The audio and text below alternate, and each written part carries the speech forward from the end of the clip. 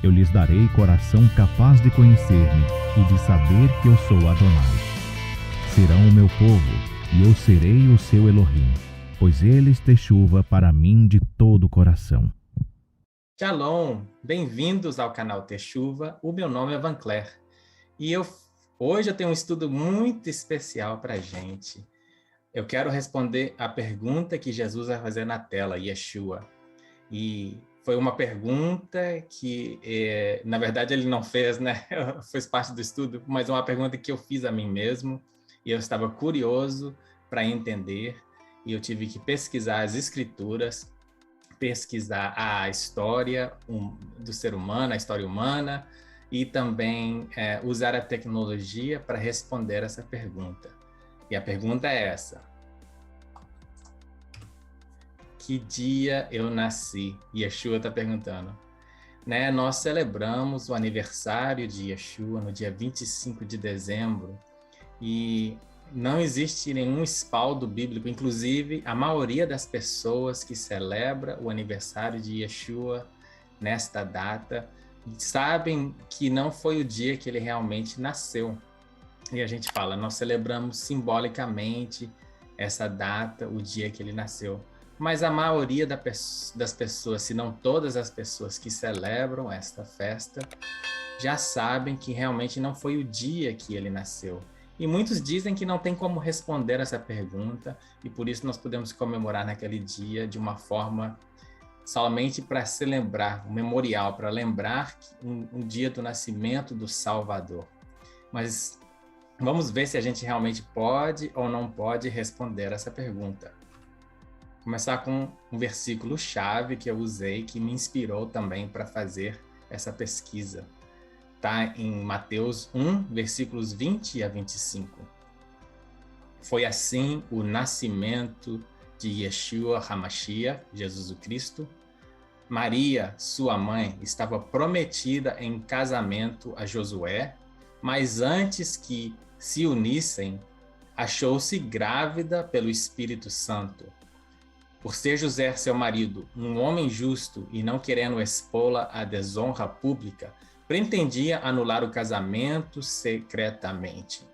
Mas depois de ter pensado nisso, apareceu-lhe um anjo do Senhor em sonho e disse: José, filho de Davi, não temas em receber Maria como sua esposa, pois o que nela foi gerado procede do Espírito Santo.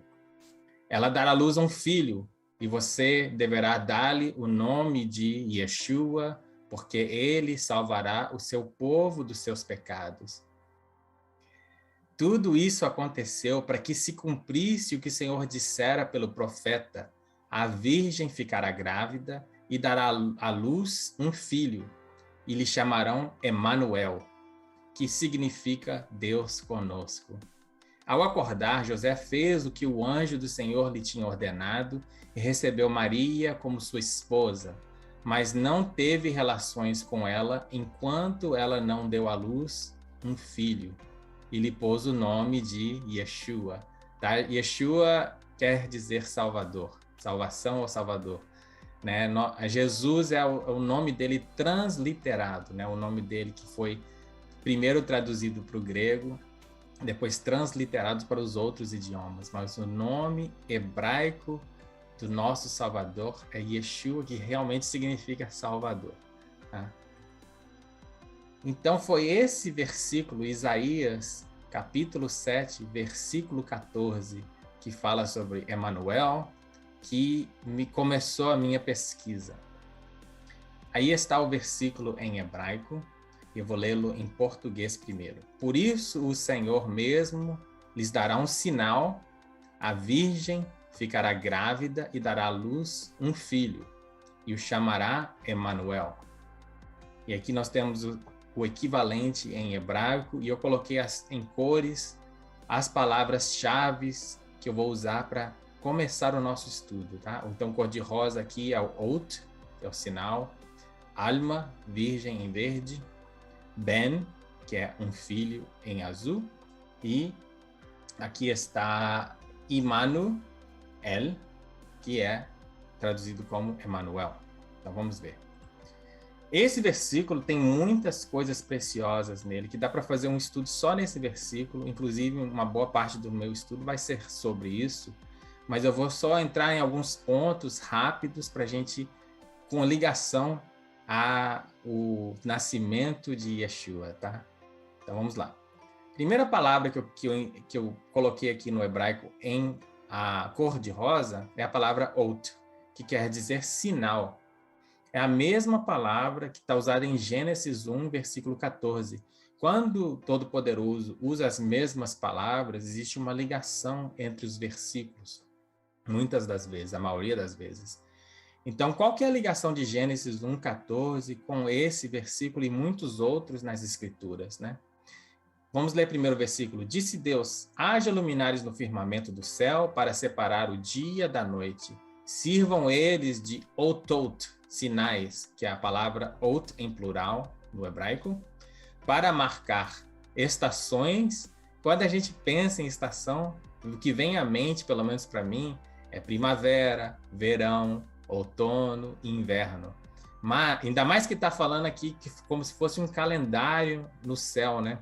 Então está falando que tem sinais, e aí vai marcar as estações, os dias e os anos. Então faz até sentido na nossa mente pensar que aqui está falando de estações do ano. Mas a palavra também, mais uma vez em hebraico, é moedim. Moedim não é uma palavra que quer dizer estações no sentido que a gente entende, quer dizer apontamentos, tempos, épocas e também festas do Todo-Poderoso. São os momentos que ele marcou para se encontrar com seu povo. Nós vemos essa mesma palavra, e como eu disse, quando tem a mesma palavra, é ligado em várias escrituras, mas o mais importante de todos, que pelo meu entendimento, porque liga esses versículos, é que Moedim foi usado em Levíticos 23, praticamente no capítulo inteiro. E Levítico 23 fala não somente do Shabat, que é o dia especial e separado pelo Todo-Poderoso, mas também dos seus apontamentos com o seu povo, que ele marcou, foi apontamentos que ele marcou. Nós chamamos de festas, mas em muitas traduções diz apontamentos ou encontro com o seu povo na congregação. Então, reúne-se o povo para ter aquele encontro especial com o Todo-Poderoso e celebrar estas festas, tá? Então, aqui nós vemos a palavra, em Gênesis 1, 14, a palavra moedim, que é traduzido como estações. Aqui está em inglês, porque esse programa que eu uso, eu só encontrei em inglês para o hebraico, tá? Mas aqui, seasons, é estações em inglês. E a palavra moedim, que vem da raiz moed. Moed é o singular, moedim é o plural, tá? E aí a gente vê em Levíticos 23 a mesma palavra moed e moedim para as festas. E essa palavra se repete em Levítico 23 muitas e muitas vezes. Mais de 10 vezes, com certeza, provavelmente mais de 20, mas está essa palavra moed para todos os encontros, todas as festas que o Senhor Todo-Poderoso, Adonai, nosso Elohim, marcou com seu povo Israel e a igreja que também faz parte de Israel hoje, tá? Próxima coisa que eu queria falar é sobre a palavra alma. Essa palavra em hebraico não quer dizer virgem, ela foi traduzida como virgem incorretamente, mas teve uma razão para eles terem traduzido essa palavra como virgem.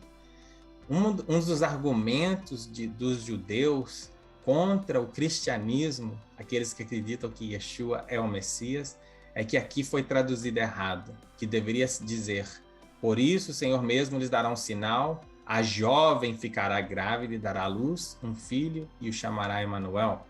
Então eles dizem que não é uma virgem, como a gente diz que Maria foi virgem, né? E nós acabamos de ler no livro de Mateus, que isso não é um sinal de Deus que Yeshua foi realmente o Messias.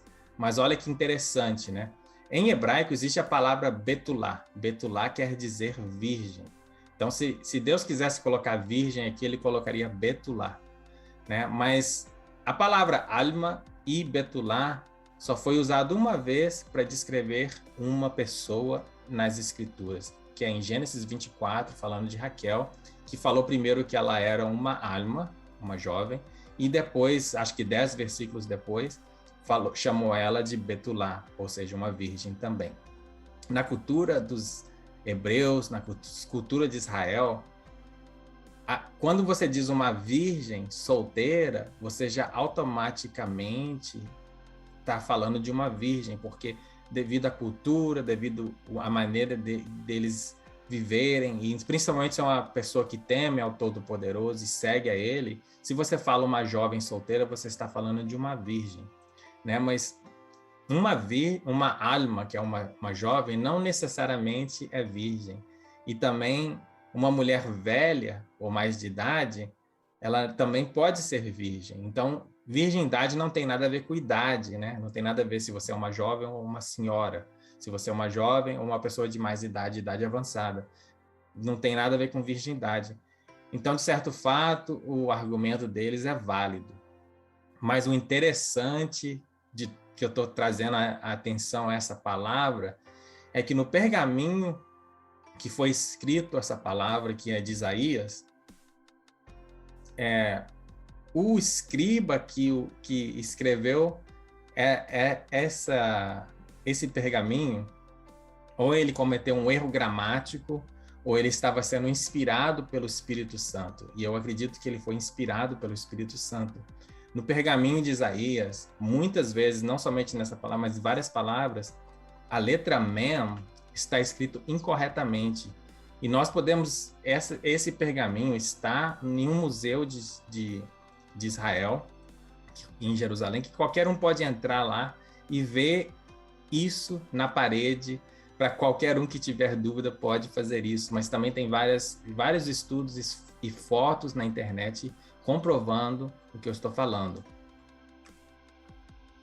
Agora, o interessante é que a letra Mem, né, fora de simbolicamente dizer águas, que pode ser águas tranquilas ou turbulentas, que simbolicamente também fala de tribulação, ou de provação e de mudança, a letra Mem também é simbolicamente o ventre de uma mulher.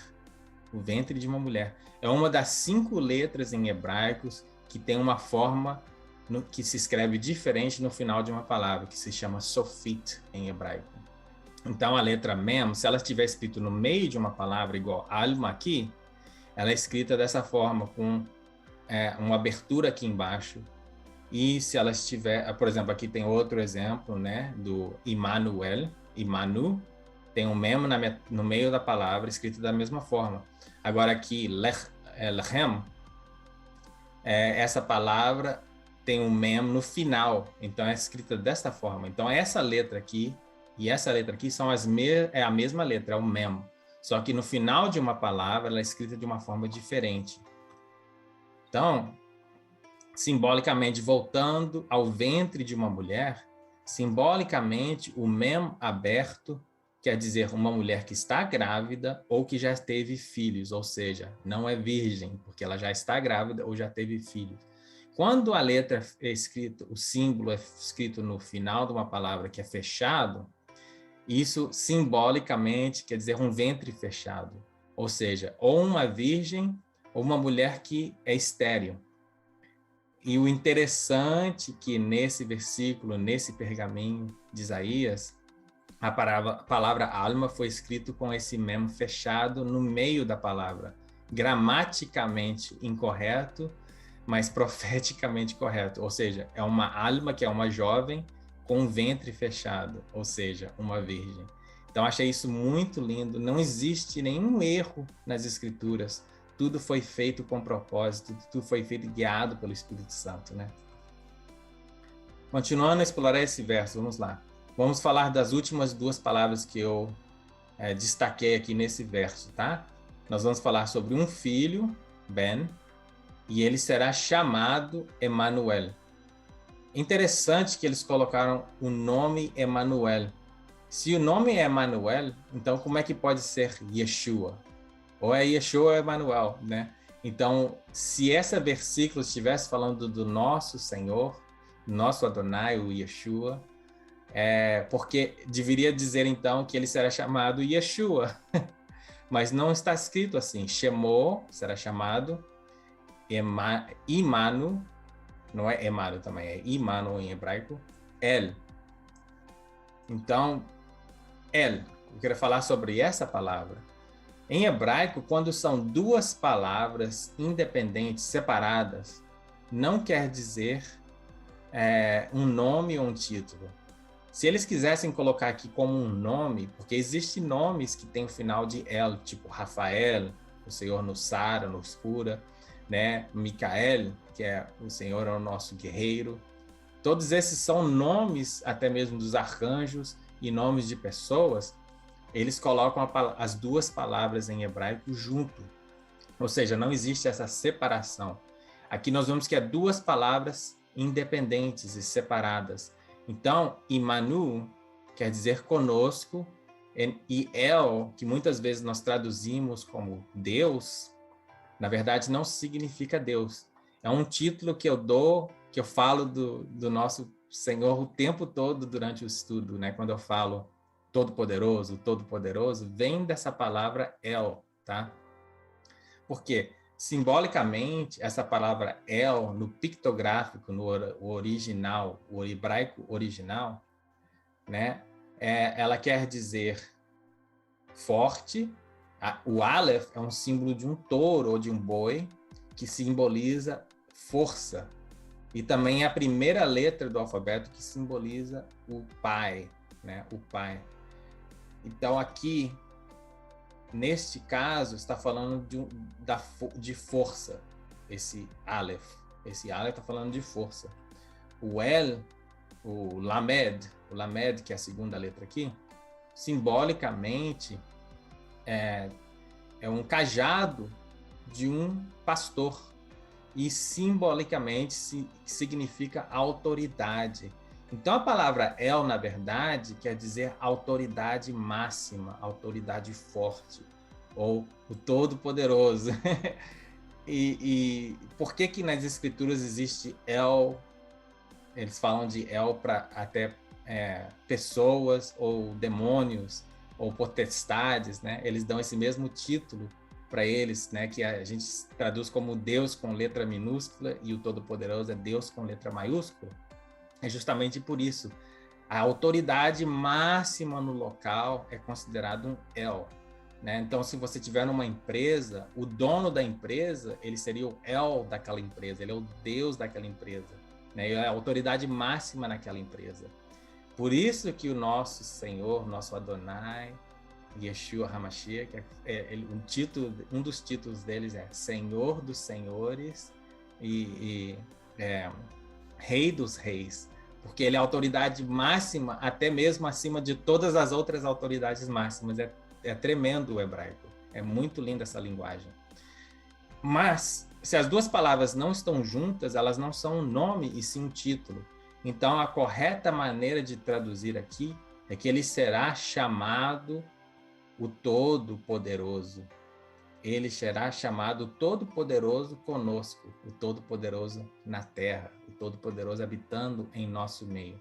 Então, dentro dessa primeira dica, existem várias coisas que nós podemos identificar aqui para esclarecer essa dica. Esse versículo falou que o Todo-Poderoso nos daria um sinal, ou seja, é uma dica. Ele está dando um sinal para a gente. E o sinal é esse. Ele virá em um dos seus apontamentos, que é equivalente ao Todo-Poderoso habitar conosco. Nós vamos ver mais à frente o que significa isso. Vamos à segunda dica. Zacarias e João Batista. O que tem a ver Zacarias com o nascimento de Yeshua? Foi através de Zacarias que eu pude explorar a parte histórica para chegar em uma data com mais precisão, né, o máximo de precisão possível, usando a vida de Zacarias. O fato que Zacarias é descendente dos levitas e um sacerdote que estava servindo no templo quando Isabel, a sua esposa, concebeu João Batista, nos ajuda a determinar o aniversário de João Batista. E depois, através do aniversário de João Batista, nós podemos chegar no aniversário de Yeshua, pois as Escrituras nos ensinam que ele nasceu 6 meses após João Batista. Para chegar nesse ponto, nós vamos começar a investigar o passado novamente, né? E nas próprias Escrituras. Lá no começo, em Crônicas, primeiro livro de Crônicas, capítulo 24, é um capítulo inteiro que fala sobre o serviço dos sacerdotes. No verso 3, nós vemos que Davi dividiu em grupos para que cumprissem as suas responsabilidades. E se você ler aquele capítulo, fala de cada casa que foi dividido, cada grupo que foi dividido e a época que eles iam servir. É até um pouco metódico, é um pouco difícil de ler esse capítulo. Mas se você quiser examinar, você pode examinar esse capítulo. Agora, o interessante é que os judeus mantêm essa linha até hoje. Eles voltaram lá no passado, viram a escala que existia, porque eles estão querendo reconstruir o templo, o terceiro templo em Jerusalém, em Israel. Eles já estão preparando tudo isso para quando reconstruir o templo. Então, até hoje, nós podemos ver a escala de cada uma destas famílias e quando que eles vão servir. Aqui eu coloquei, tem uma data aqui que está o meu vídeo está tampando, né? Vou até mover aqui, que está neste ano, dia 27 de março de 2021, foi a primeira escala que é feita pela casa de Jehoiarib. Então a gente pode ver ali e acompanhar a escala dos sacerdotes até hoje, gente, até hoje. Hoje você pode entrar na internet e é baseado no primeiro livro de Crônicas, capítulo 24, que você, se interessar, você pode ler. Tudo que eu estou falando aqui, gente, vocês podem confirmar, tá? Vocês podem fazer as suas pesquisas e confirmar o que eu estou falando. E isso demorou mais de uma semana para mim fazer essa pesquisa e chegar à conclusão que eu cheguei, tá? Então tá. Agora que nós temos a escala atual, nós vamos ter que usar a matemática para chegar na escala da época que João Batista foi concebido, ou seja, na época de Zacarias, tá?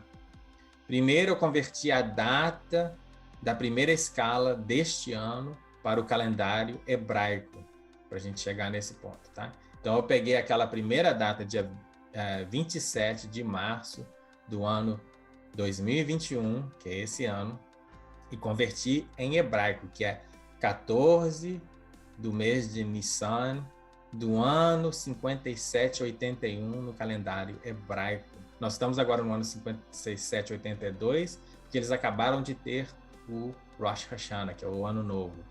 Mas no começo desse ano, do nosso calendário, eles estavam no ano 5781. E aqui bate, exatamente com essa pesquisa que eu fiz, bate a data correta da Páscoa, tá? Porque essa aqui é a Páscoa.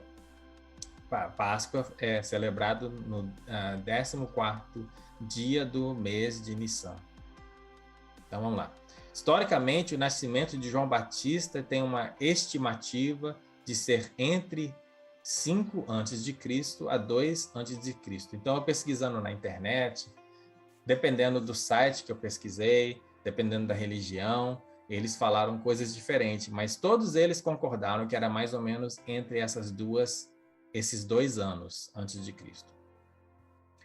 Como ele foi concebido durante a vida do rei Herodes, e o rei Herodes morreu no ano 4 antes de Cristo, isso é algo que podemos comprovar historicamente, isso aqui os historiadores todos concordam.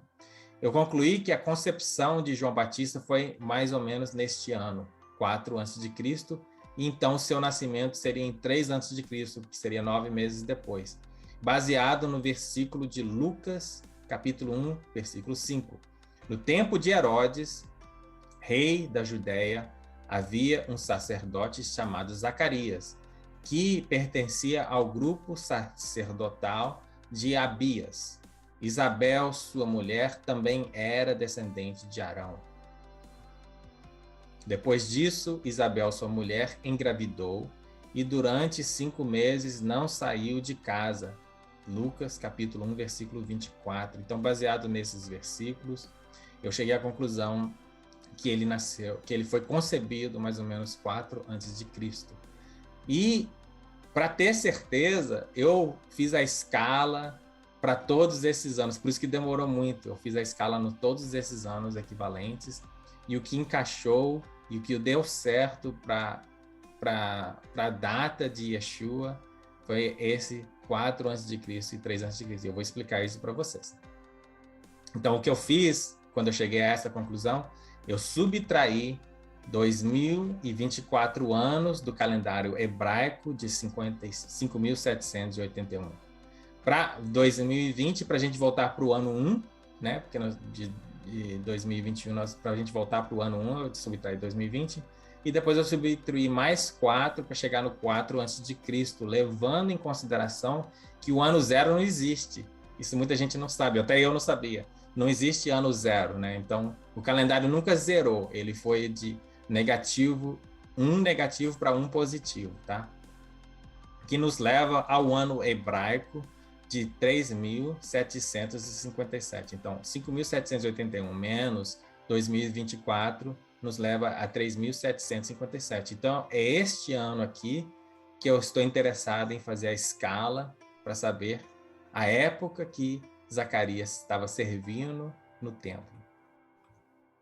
Então, com isso, com esse ano aqui, eu puxei na internet, neste site, que converte os anos hebraicos no equivalente no calendário gregório, que é o calendário que nós usamos hoje no mundo inteiro, né?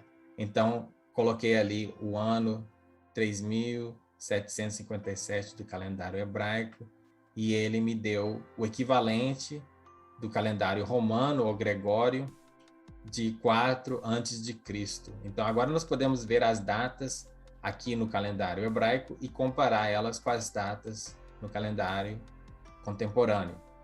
Então, por exemplo, se eu quisesse saber a Páscoa, que foi 14 de Nissan, neste ano aqui, ela caiu no dia 11 de abril, neste ano equivalente, tá?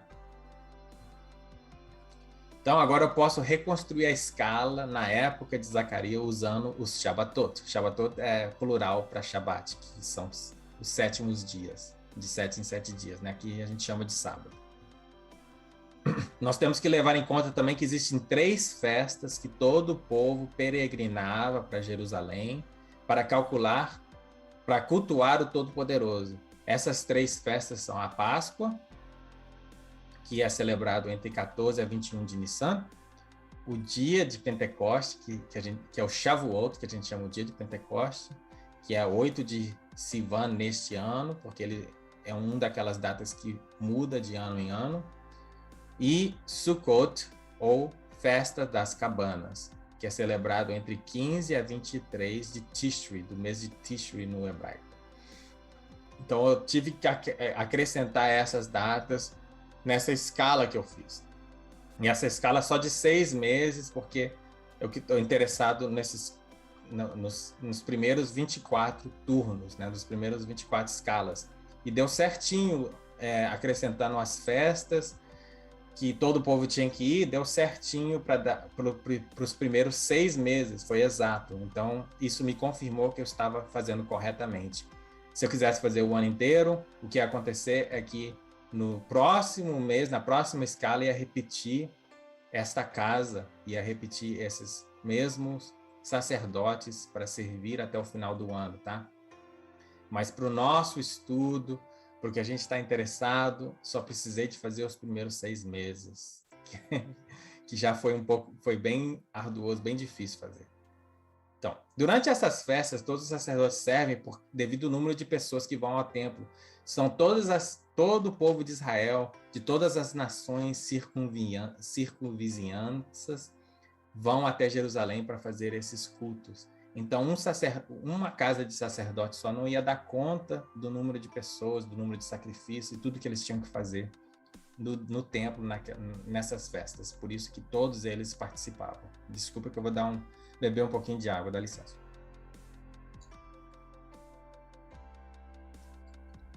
Ok, obrigado. Vamos lá. Então, Zacarias serve debaixo da casa de Abias. No tempo de Herodes, aquele mesmo versículo que eu acabei de ler. No tempo de Herodes, rei da Judéia, havia um sacerdote chamado Zacarias, que pertencia ao grupo sacerdotal de Abias. Então, ele faz parte deste grupo aqui.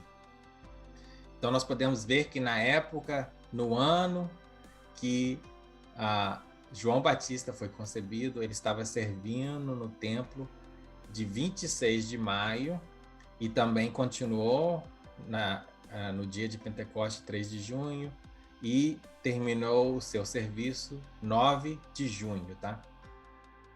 Por que é importante isso? Nós podemos agora chegar na data estimada que João Batista foi concebido, baseado nessa escala, junto com esses versículos aqui. Chegando a hora de oferecer incenso, a multidão do povo todo estava orando do lado de fora. Lucas, capítulo 1, versículo 10. E também 21 a 24, que diz: enquanto isso, o povo esperava por Zacarias, estranhando a sua demora no santuário. Quando saiu, não conseguia falar nada. O povo percebeu então que ele tivera uma visão no santuário. Zacarias fazia sinais para eles, mas permanecia mudo. Quando se completou o seu período de serviço, ele voltou para casa. E depois disso, Isabel, sua mulher, engravidou e durante 5 meses não saiu de casa. Então a gente vê que Isabel, ficou grávida depois que ele completou o seu período de serviço e voltou para casa. Baseado na escala e também no fato que o povo estava reunido para celebrar Shavuot, né? A gente vê aqui várias vezes falando que o povo todo, a multidão estava ali reunida. Isso me confirmou que realmente o serviço dele foi na sua escala normal, mas também numa festa cujo estava todo o povo reunido ali, que era a Shavuot e Pentecostes. Então podemos agora estimar uma data com alguns dias de diferença usando o seguinte cálculo. Por que eu digo com alguns dias de diferença? Porque a gente não sabe quanto tempo demorou depois da escala que ele participou e fez o seu serviço no templo. Nós não sabemos quanto tempo demorou para ele voltar para casa, ele teve que viajar de volta para casa. E quanto tempo depois que ele chegou em casa, que ele teve relações com Isabel. Então a gente não sabe, é mais ou menos estimado, a gente está levando em conta que pode haver uma diferença.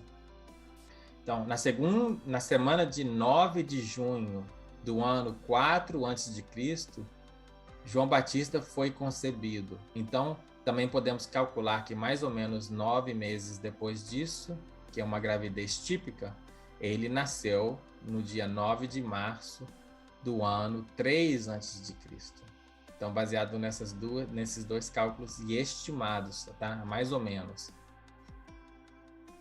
Yeshua foi concebido 6 meses após ele, baseado nesses versículos aqui em Lucas também, capítulo 1, versículo 26 e 27.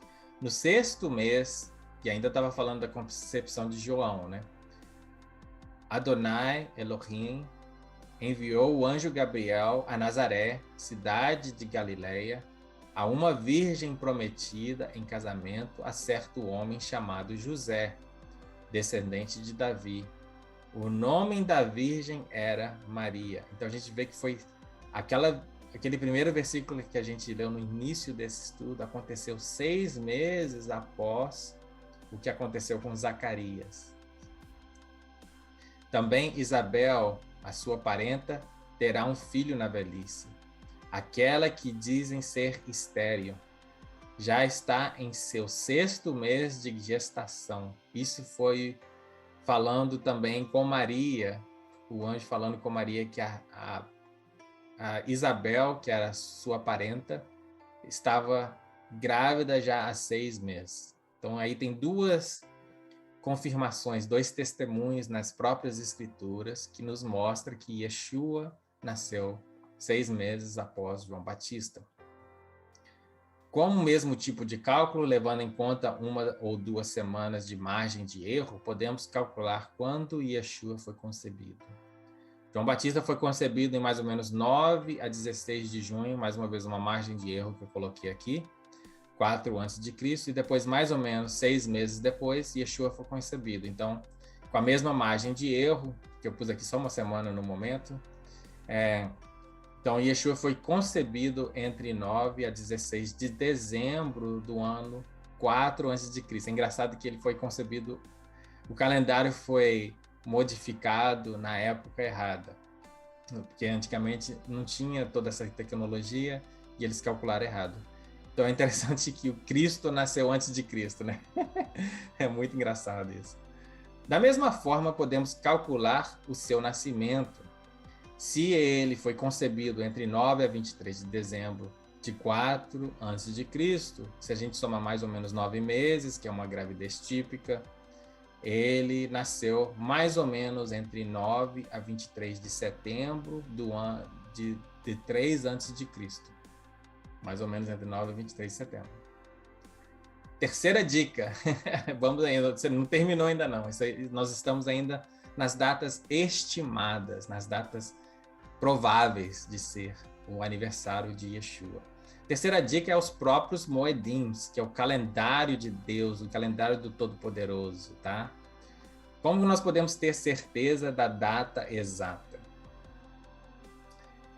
O Todo-Poderoso colocou os luminares no firmamento para marcar sinais, Moedims, estações, dias e anos, como nós já aprendemos lá em Gênesis 1, versículo 14. Nós já vimos que a palavra outro quer dizer sinais, e isso inclui sinais no céu, como eclipses, lua de sangue, cometas, alinhamentos dos corpos celestiais, que parecem estrelas maiores. Assim foi a estrela de Belém, né? A estrela de Belém, na verdade, foram 3 planetas alinhados juntamente com a lua, e ficou parecendo uma estrela uma estrela grande, uma estrela gigante que apareceu no céu. Mas, na verdade, foi um alinhamento de 3 luminares que criou a ilusão que apareceu uma estrela nova no céu e é uma estrela grande, né? Então, aqui nós temos alguns exemplos. Mateus 2, versículo 1 e 2 diz: magos vindos do Oriente chegaram a Jerusalém e perguntaram: onde está o recém-nascido rei dos judeus? Vimos a sua estrela no Oriente e vimos adorá-lo. Então aqui a gente vê um sinal no céu, a estrela de Belém, que as pessoas estavam buscando, observando. Esses magos, que eram sábios do Oriente, estavam observando os céus, e quando eles viram a estrela de Belém, eles reconheceram que era um sinal que o rei dos judeus havia nascido. E eles estavam corretos, porque o rei dos judeus nasceram, o rei do mundo nasceu, né, Yeshua. E eles foram atrás, seguindo essa estrela, seguindo os sinais para encontrar Yeshua. Outro sinal. Apareceu no céu um sinal, aqui está até mais explícito. Extraordinário, uma mulher vestida do sol, com a lua debaixo dos pés e uma coroa de 12 estrelas sobre a cabeça. Ela estava grávida e gritava de dor, pois estava para dar à luz. Então apareceu no céu outro sinal, um enorme dragão vermelho com 7 cabeças e 10 chifres, tendo sobre as cabeças 7 coroas. Isso está em Apocalipse, capítulo 12, versículo 1 a 3. Então aqui nós vemos mais um sinal nas escrituras falando que coisas no céu vão anunciar coisas que vão acontecer na terra, que foi marcado pelo Todo-Poderoso, foi marcado pelo Criador. Mais um, Lucas 21, 25. Haverá sinais no sol, na lua e nas estrelas. Na terra as nações se verão em angústia e perplexidade, com o branido e a agitação do mar. Isso aqui é quando Jesus estava falando sobre os últimos dias, que haverão sinais no sol, sinais na lua. Está falando de eclipses, luas de sangue, e nas estrelas, cometas, tudo isso é sinal. Está mais uma vez confirmando. Aqui tem 3 testemunhos, mas existem muitos outros testemunhos nas escrituras que nos mostra que os sinais que estão nos luminares é para anunciar coisas que vão acontecer. Mas o foco desse estudo não são os tempos ou as estações, os moedims. os apontamentos. Isso é outro estudo maravilhoso que podemos fazer. Mas o próprio Yeshua nos avisa para prestar atenção nos tempos. Tendo Yeshua se assentado no Monte de Oliveiras, os discípulos dirigiam-se a ele, em particular, e disseram: Dize-nos quando acontecerão essas coisas, e qual será o sinal da sua vinda e do fim dos tempos. Aqui temos a ligação. Quando vai ser o sinal da sua vinda e o fim dos tempos, dos moedim, das épocas, das estações. Aprendam a lição da figueira, quando seus ramos se renovam, as suas folhas começam a brotar. Vocês sabem que o verão está próximo. Tá vendo? Tá falando de uma estação. É tudo ligado, gente. Assim também, quando virem todas estas coisas, saibam que ele está próximo às portas. Falando Yeshua da sua volta. O capítulo 24 de Mateus, Yeshua fala tantas coisas que vão acontecer, que estão agora acontecendo já. Gente, só não vê os sinais quem não quer. Só não vê quem não quer. O mundo, as coisas que estão acontecendo neste mundo, é tudo ligado à volta de Yeshua. Os sinais estão acontecendo. Inclusive, este sinal aqui de Apocalipse 12, muitos acreditam que já aconteceu, acho que no ano 2017. E a estrela de Belém também reapareceu, se eu não me engano, no mesmo ano, mostrando que Yeshua está à porta, está às portas, como ele mesmo falou. A sua morte aconteceu exatamente na Páscoa, foi no dia exato, dia 14 de Nissan, Yeshua foi crucificado. É um desses tempos e dias determinados antes da fundação do mundo, baseado no calendário do Todo-Poderoso, nos assegurando que ele realmente guarda os seus apontamentos e dias sagrados, ou seja, os dias que ele marcou, os apontamentos que nos aponta todas essas coisas, ele já está mostrando que ele é pontual, ele faz as coisas no dia correto. E nos dando certeza que ele também vai guardar os apontamentos do futuro. Pois a visão aguarda um tempo designado. Em hebraico, essa palavra aqui é o moedim. Em algumas traduções até diz, em um apontamento designado. Ele fala do fim. E não falhará, ainda que se demore. Espere-a, porque ela certamente virá e não se atrasará. Então, aos nossos olhos, parece que as coisas estão atrasadas. A gente parece que está demorando. E Yeshua não volta. Quando é que ele vai voltar? E parece que ele não vai voltar. Mas não somente diz que a visão vai se cumprir, ele vai voltar, mas que ele não vai se atrasar. Ele não se atrasa, ele vai cumprir no dia marcado, no dia exato. Agora, nós estamos falando do seu nascimento, ou seja, algo que já aconteceu no passado. Mas baseado em tudo isso que eu expliquei, eu posso ter certeza que ele também veio em dias marcados pelo Todo-Poderoso. Isso vai nos ajudar a encontrar datas exatas, na minha opinião. Ou então, pelo menos, mais prováveis, mais próximas. Mas, na minha opinião, e de acordo com o meu estudo e minha fé, é data exata. Nós vemos aqui, neste ano, 4 a.C., nós podemos ver todas as festas, todos os apontamentos do Todo-Poderoso e o dia que aconteceu. Agora, as festas que estão aqui em azul são cerimônias e festas e rituais do povo judeu de hoje e do povo judeu desde a época de Yeshua, mas não são as festas originais que o Todo-Poderoso fez no seu calendário. Continuam válidos e tem muitas coisas que a gente pode aprender destas festas, dessas tradições, mas não são ligados exatamente ao calendário do Todo-Poderoso e as festas que estão em Levítico 23. Estas são as festas em amarelo, que são 7 festas, tá? 1, 2, 3, 4, 5, 6, 7, que é a Páscoa, os pães ázimos, Pentecoste, ou semanas, ou trombetas, o dia do juízo, né? O dia da propiciação, e a festa, como se diz? dos tabernáculos. E esse aqui é o 8º dia que simbolicamente fala do milênio, do futuro, tá? Fala do último dia, quando é a eternidade, tá? Então a gente vê aqui as festas do Todo-Poderoso e lembrando que todas elas são também ligadas ao Shabat. A palavra Shabat quer dizer descanso e não necessariamente sábado. Existe o Shabat semanal, que é todos os 7 dias, mas essas festas também têm Shabat. E, por exemplo, essa aqui que caiu dia 11 de abril, provável, pelo que a gente viu naquele calendário, não caiu num Shabat, não caiu no 7º dia, mas é considerado um Shabat também. Tá? Eles chamam de High Shabbat. Isso é outro estudo. Mas só queria falar tudo isso para a importância dessas festas. Tá? João Batista ele foi concebido mais ou menos na semana entre 9 a 16 de junho, como nós falamos, ligado ao derramamento do Espírito.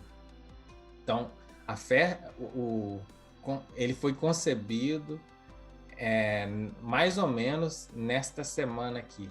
Né? Não foi exatamente isso que eu estou dizendo. Eu acredito que simbolicamente está falando que ele é ligado ao Espírito. Eu vou explicar por quê. Tá? Agora, ele nasceu mais ou menos entre 9 a 16 de março do ano 3 a.C., que foi 9 meses depois da concepção, e caiu uma semana antes da Páscoa. Então, um pouquinho antes do derramamento do Espírito e um pouquinho antes da Páscoa foi o nascimento e a concepção de João Batista. Interessante que foi um pouquinho antes, não foi na data, porque os festivais e as datas são ligados ao Messias, são ligados a Yeshua, né? Essas festas são dele. O de João Batista não foi exatamente nas festas, foi um pouquinho antes das festas ou um pouquinho depois das festas, mas é próximo, entendeu? Por que é significante isso? Porque João Batista, simbolicamente, é o profeta Elias, que veio para preparar o caminho para o Messias, que veio preparar o caminho para Yeshua. Vamos ver esse versículo aqui, que é ligado a Isaías 40, versículo 3. Conforme está escrito na profecia, no profeta Isaías, enviarei à tua frente o meu mensageiro. Ele preparará o teu caminho. Voz do que clama no deserto, preparem o caminho para Adonai, façam as suas veredas retas para ele.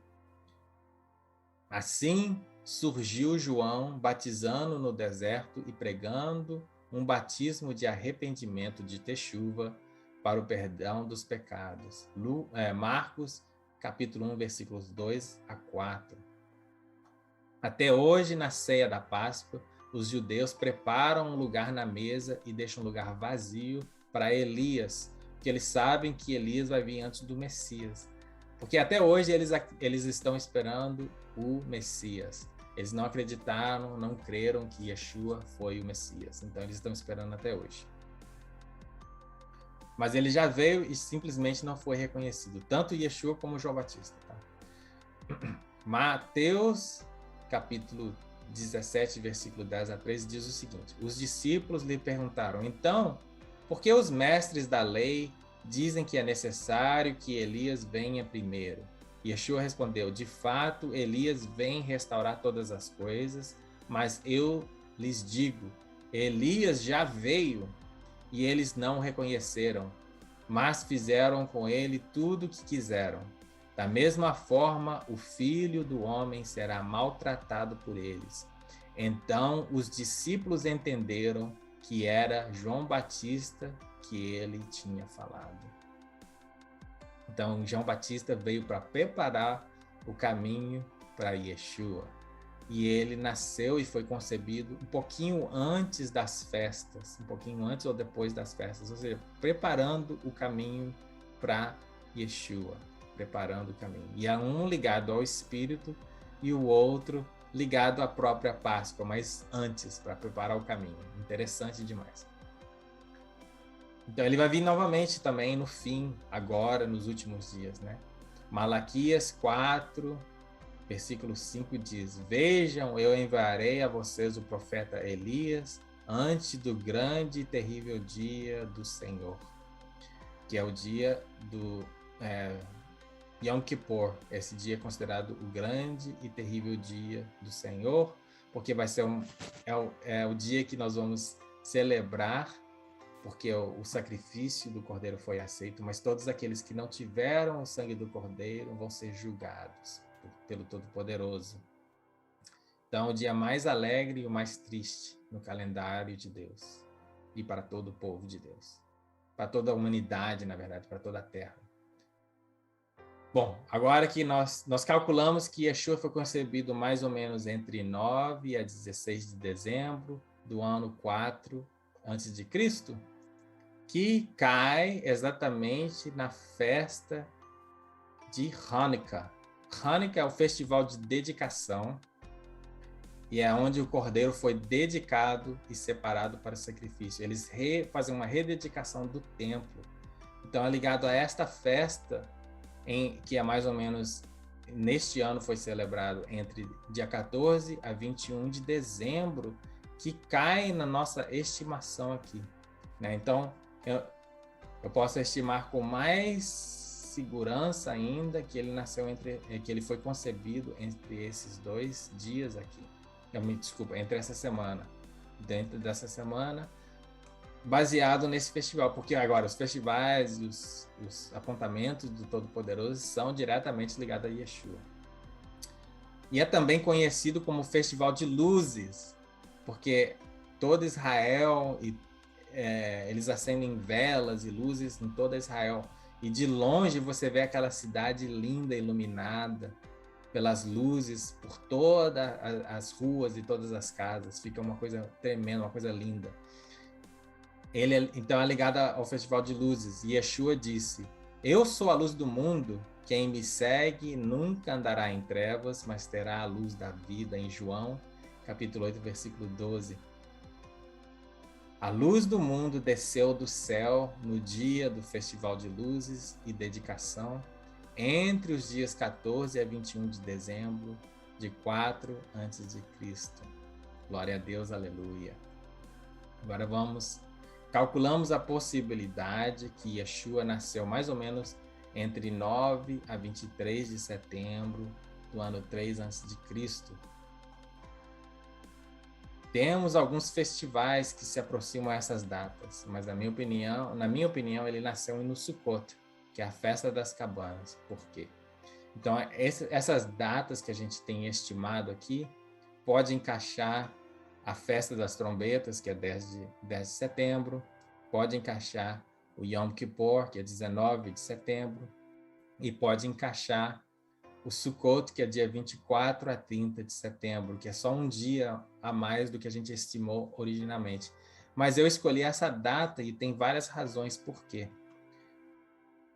Primeiro, Sukkot é simbolicamente ter o Todo-Poderoso habitando em nosso meio. E lembra daquele versículo de Isaías, que ele será chamado o Todo-Poderoso conosco. Por isso que eu falei que é tudo ligado.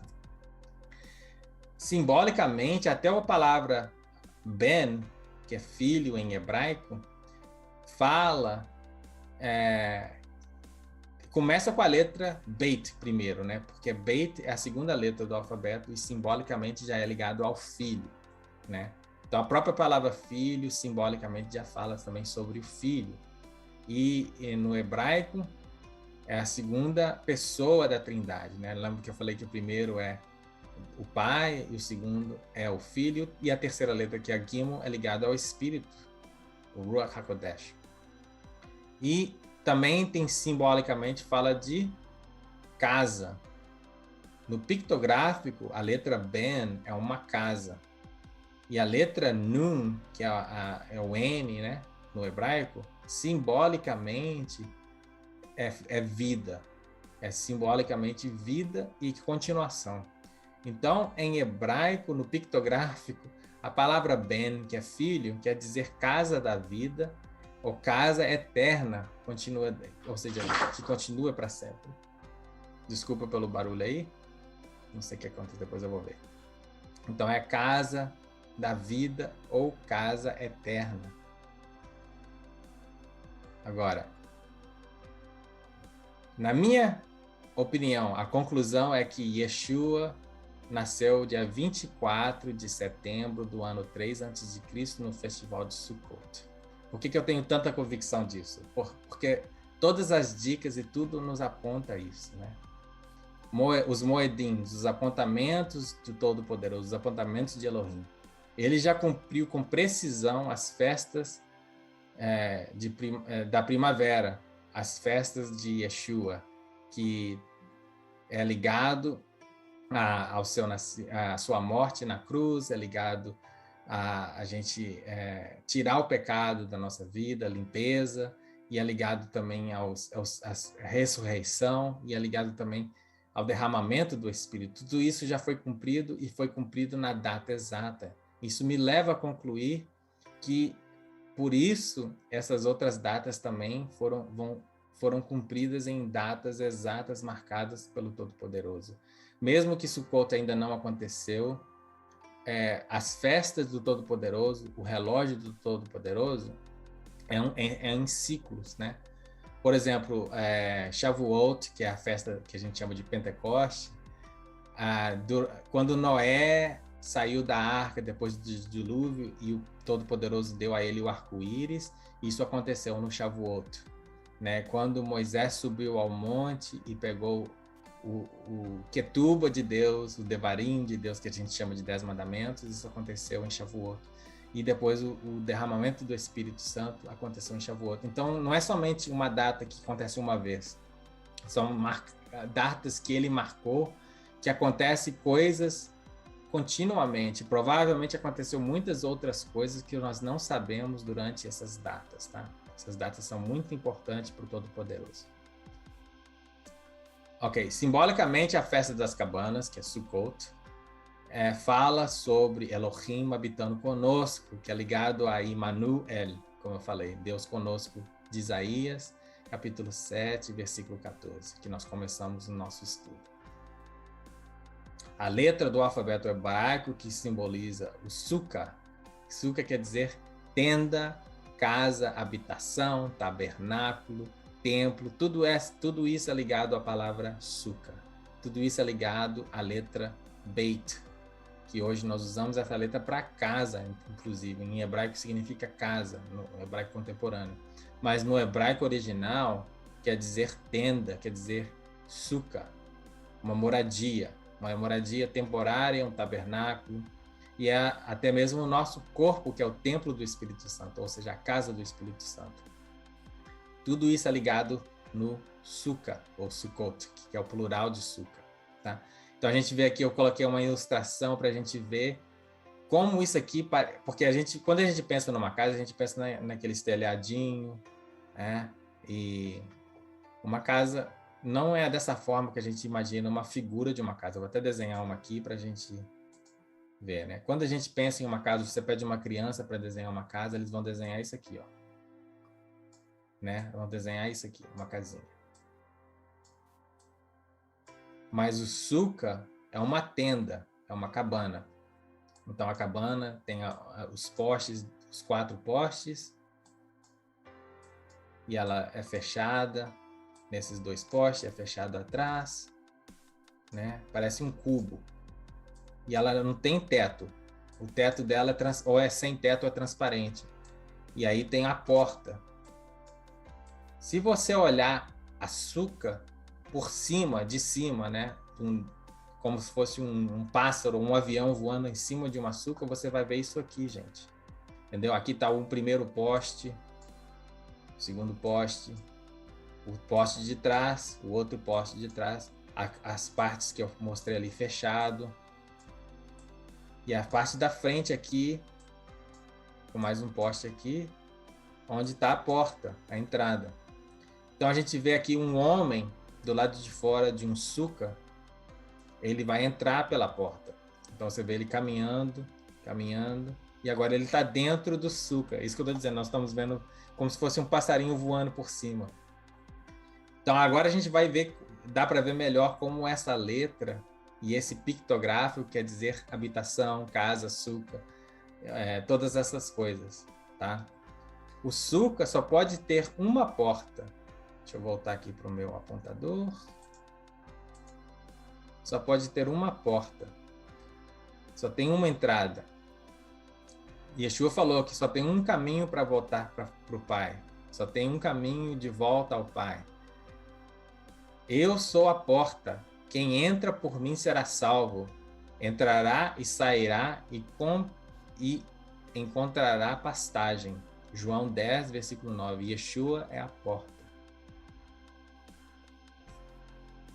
Fatos históricos também confirmam tudo isso que eu falei, né? Fora que eu já tinha falado da morte de Herodes, nós também podemos ver que se a gente calcular que nós fizemos, eu fiz um vídeo que calculou a morte de Yeshua e o ano que ele morreu. Você pode ver esse vídeo também se você estiver interessado. E nós chegamos no dia 14 de Nissan do ano 3790, ou seja, 3 de abril do ano 30 após Cristo, né? Que é Anno Domini em latim, por isso que é AD, Anno Domini, que quer dizer ano do nosso Senhor em latim, Anno Domini. Então, se a gente voltar 33 anos de volta desta data, a gente também se encaixa nesse mesmo ano aqui, ou seja, está tudo confirmado, né? Tem várias coisas apontando e confirmando isso. Nós vemos em Lucas, capítulo 3, versículo 23, que diz que Yeshua tinha cerca de 30 anos, na idade que ele começou o seu ministério. Então, a gente, mais uma vez, 3 negativo para voltar para o positivo é 3 anos, mais 30 anos que ele viveu, são 33. E ele começou o seu ministério no ano 27 e ele morreu no ano 30. Então é tudo ligado, tudo se encaixa com essa data que eu calculei aqui. Agora, mais uma vez eu te digo, né? Você tem que fazer a sua própria pesquisa e chegar à sua própria conclusão para também concordar comigo. Mas eu mostrei através da Bíblia, através da história, através da tecnologia e através de várias outras coisas que realmente essa é a data provável do aniversário de Yeshua. E eu tenho convicção disso, porque uma coisa eu tenho certeza que não é dia 25 de dezembro, né? Isso eu tenho certeza, e todo mundo tem certeza, todo mundo fala isso. Nós todos sabemos que Yeshua não nasceu no inverno, isso já é óbvio. Tem pessoas que falam que ele nasceu na primavera e outros concordam comigo que ele nasceu em setembro. Então é isso, vamos ler um último versículo aqui que eu coloquei em hebraico, porque tem muitas palavras interessantes. Porque um menino nos nasceu, um filho nos foi dado, Ben, e o governo está sobre os seus ombros. Essa palavra ombro aqui é interessante porque é a palavra Siquém, Shechem. Nós fizemos estudo sobre isso também, e foi onde Abraão fez aquela aliança com o Todo-Poderoso, que o Todo-Poderoso jurou que ia cumprir debaixo de pena de morte. E quando Abraão tinha que fazer a parte dele, o Todo-Poderoso pôs ele em um sono profundo e ele assinou os 2 lados do contrato, afirmando que ele teria que morrer partido no meio para cumprir a promessa. E o Yeshua veio e morreu partido no meio para cumprir a promessa do Todo-Poderoso, para que a gente fosse salvo, gente. É tremendo isso. Siquém também, Shechem também é o local aonde eles fizeram a divisão do povo nas 2 montanhas, entre as 2 montanhas. Esse é o vale entre as 2 montanhas, onde ele falou para a gente escolher a vida ou a morte. É o lugar da divisão que você escolhe a vida ou a morte.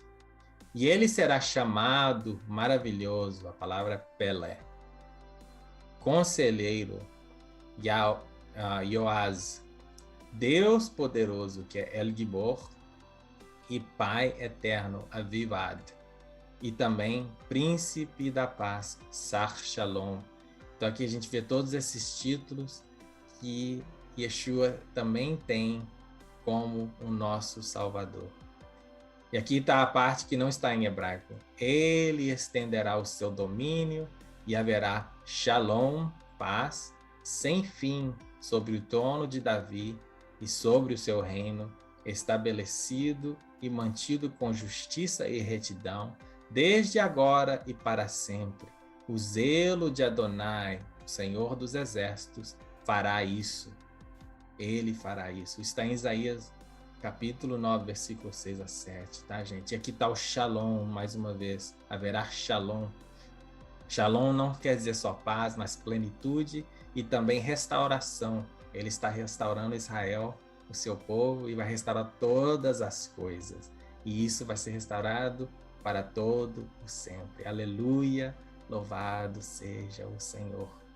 Muito obrigado por ter assistido esse estudo, espero que você tenha gostado. E não, se você gostou, se inscreva no canal e compartilhe esse vídeo para que mais pessoas descubram o verdadeiro aniversário do Salvador. É importante porque se alguém celebrasse o meu aniversário no dia errado, eu não ia gostar. Eu acho que a maioria das pessoas não ia gostar disso, por mais que a intenção seja boa.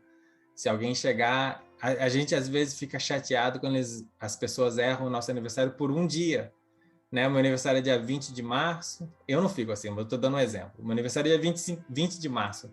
Se uma pessoa chegar para mim no dia 21 e falar feliz aniversário, as pessoas ficam chateadas, eu não fico, né? Mas as pessoas ficam chateadas. Se chegasse também uma semana antes, as pessoas ficam chateadas.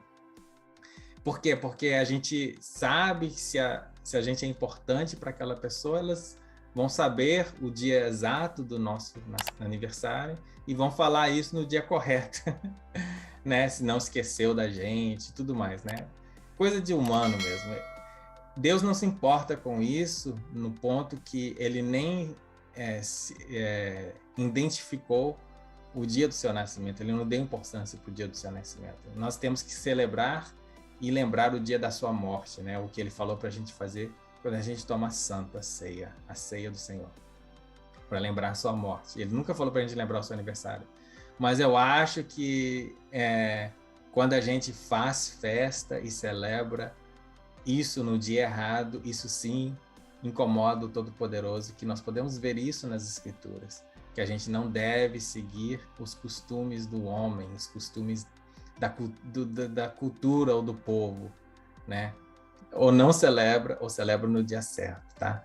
Então, shalom para vocês, fiquem com Deus e espero ver você no próximo estudo.